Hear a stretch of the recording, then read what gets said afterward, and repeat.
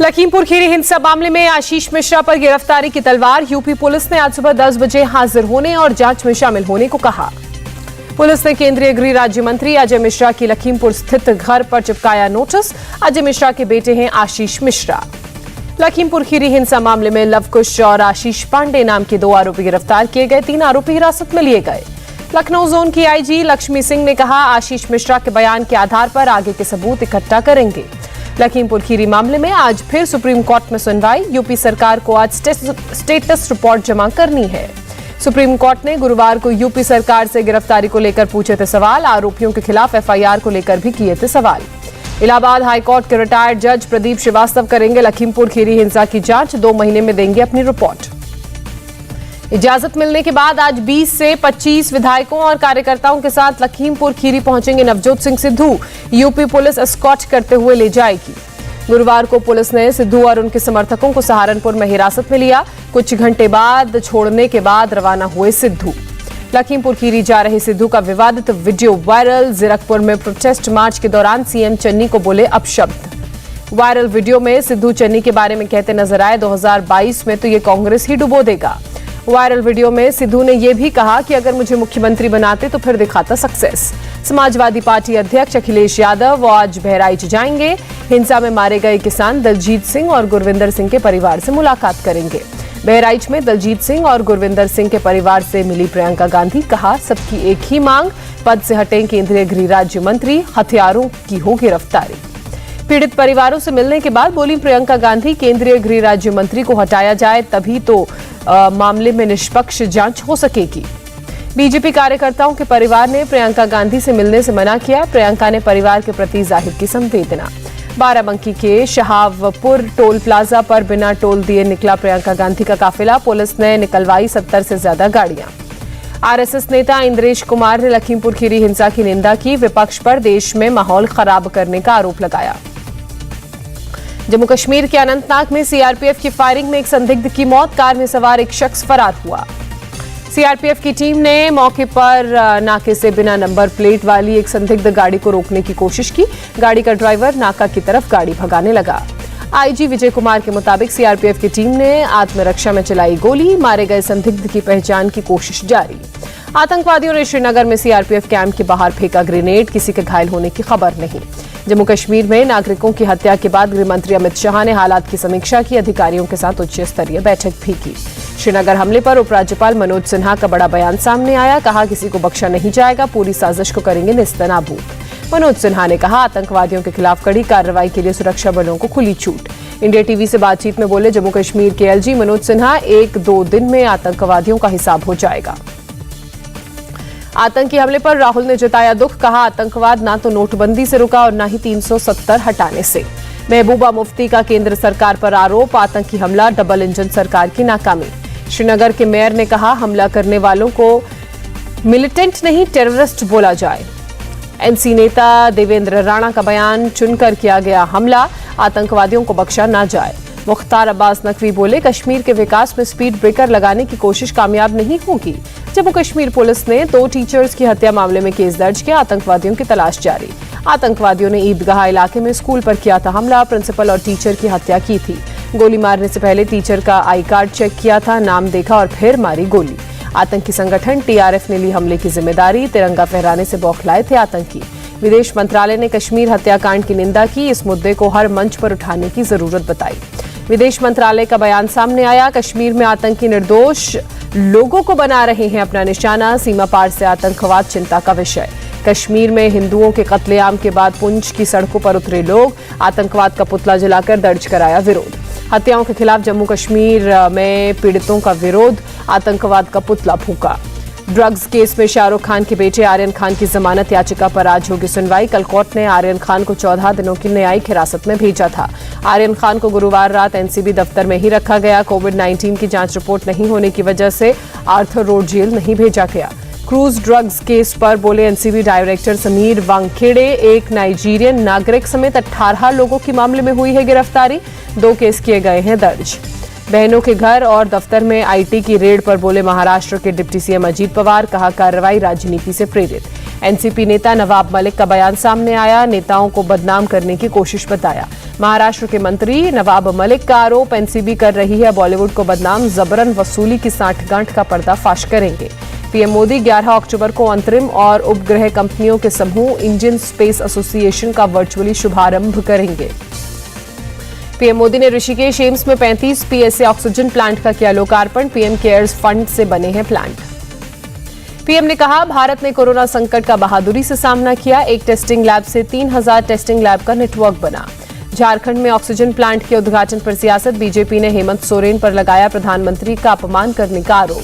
हेमंत सोरेन ने PM cares fund से लगाए गए ऑक्सीजन प्लांट का 6 अक्टूबर को किया उद्घाटन, जबकि प्रधानमंत्री को 7 अक्टूबर को करना था वर्चुअल उद्घाटन। पीएम मोदी के तोहफों की नीलामी के लिए रखी गई समय सीमा खत्म, ओलंपिक विजेता नीरज चोपड़ा के भाले की सबसे ज्यादा बोली लगी, 1.5 करोड़ रुपए में बिका भाला। वायुसेना दिवस पर आज वायुसैनिक दिखाएंगे दम, गाजियाबाद के हिंडन एयरबेस पर होगा फ्लाई पास्ट। भारत चीन विवाद पर विदेश मंत्रालय का बयान, उम्मीद है चीन साथ मिलकर काम करेगा, बाकी इलाकों में आगे बढ़े डिसएंगेजमेंट। अब मिलिट्री स्कूल्स और कॉलेजेस में छात्राएं भी ले सकेंगी दाखिला, अगले सत्र से एडमिशन को रक्षा मंत्रालय ने दी मंजूरी।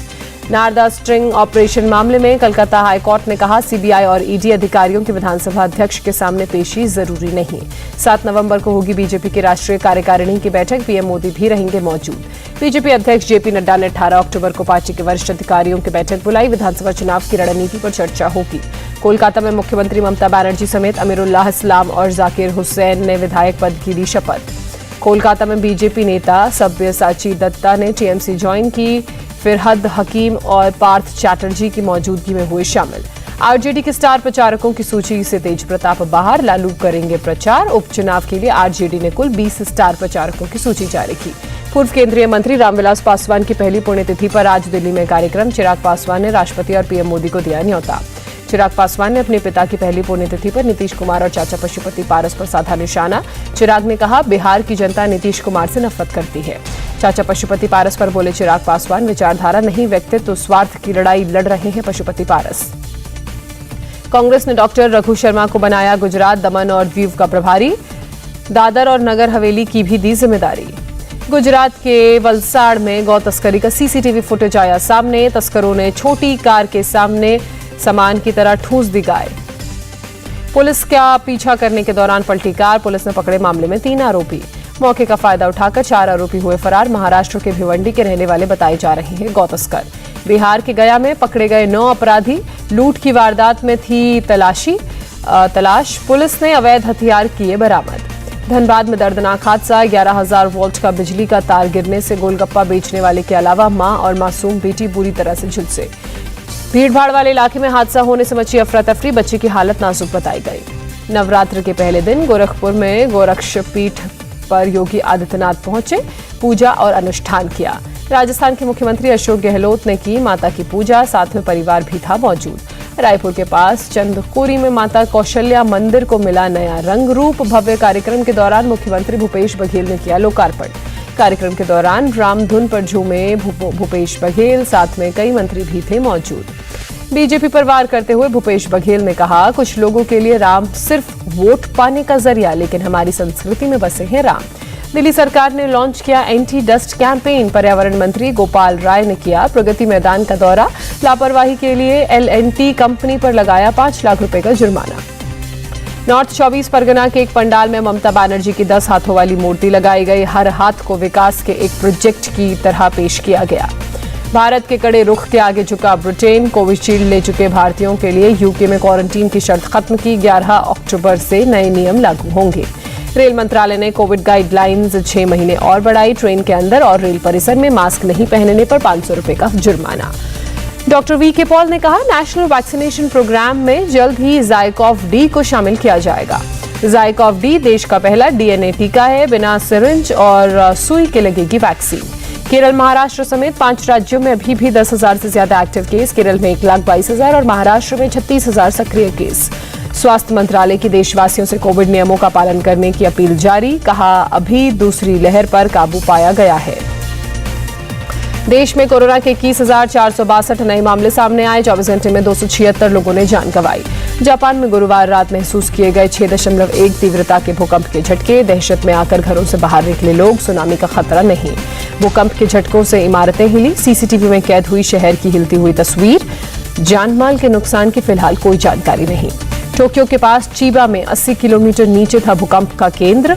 सड़क की स्ट्रीट लाइटें हिलती नजर आईं। गाड़ियों से जा रहे लोगों ने सड़क किनारे रोकी गाड़ियां। टोक्यो में भूकंप के बाद बिजली की सप्लाई बाधित। टोक्यो पावर कॉर्पोरेशन के मुताबिक करीब 250 घरों की कटी बिजली। अमेरिका के कैलिफोर्निया में कमर्शियल बिल्डिंग में लगी आग। आसपास की बिल्डिंग्स को खाली कराया गया। इमारत से निकली तेज आग की लपटें। आग से कमर्शियल बिल्डिंग में चल रहा एक बार जलकर खाक हुआ। फायर ब्रिगेड की टीम ने आग पर काबू पाया। आग से किसी के हताहत होने की खबर नहीं। अमेरिका के अल्बामा में चक्रवाती बारिश का कहर। 4 लोगों की मौत, दर्जनों लोगों को घरों से रेस्क्यू किया गया। भारी बारिश के बाद लोगों को घरों में से रेस्क्यू किया गया। लोगों के घरों में घुसा पानी। कई गाड़ियां पानी में डूबी। बोट की मदद से लोगों तक पहुंचाई गई मदद। अमेरिका के टेक्सास स्कूल फायरिंग मामले में दोषी छात्र जेल से रिहा। बेल बॉन्ड भरने के बाद हुई रिहाई। स्कूल में हुई फायरिंग में 2 लोगों को लगी थी गोली। स्पेन के ला पाल्मा ज्वालामुखी में लगातार लावे का उगलना जारी। ला पाल्मा में अब तक लावा से 600 घरों को पहुंच चुका है नुकसान। आईपीएल में कोलकाता नाइट राइडर्स ने राजस्थान रॉयल्स को 86 रन से हराया। जीत के लिए 172 रनों का मिला था लक्ष्य। कोलकाता की प्लेऑफ की दावेदारी लगभग हुई पक्की। राजस्थान के बल्लेबाजों ने केकेआर के गेंदबाजों के सामने टेके घुटने। सिर्फ राहुल तेवतिया ने सबसे सर्वाधिक 44 रन बनाए। 8 बल्लेबाज दहाई का आंकड़ा भी नहीं पार कर सके। कोलकाता के लिए शिवम मावी ने 4 और लॉकी फर्ग्यूसन ने 3 विकेट झटके। शाकिब अल हसन और वरुण चक्रवर्ती को 1-1 विकेट मिले। पहले बैटिंग करते हुए कोलकाता ने शुभमन गिल के अर्धशतक की मदद से 171 रन का लक्ष्य रखा। कोलकाता की तरफ से शुभमन ने 56 और वेंकटेश अय्यर ने 38 रनों की पारी खेली। कोलकाता की जीत के बाद मुंबई की प्लेऑफ में पहुंचने की उम्मीदों को लगा झटका। कोलकाता के 14 मैचेस में 14 अंकों की से पॉइंट्स टेबल पर कब्जा। कोलकाता का रन रेट मुंबई से बेहतर। गुरुवार के दूसरे मुकाबले में पंजाब की टीम ने चेन्नई को एक तरफा मुकाबले में 6 विकेट से हराया। पंजाब ने 13वें ओवर में 139 रन बनाकर मैच जीता। इंडिया टीवी हर वक्त हर जगह डाउनलोड करने के लिए सर्च करें India TV news Google play store या ऐप स्टोर पर।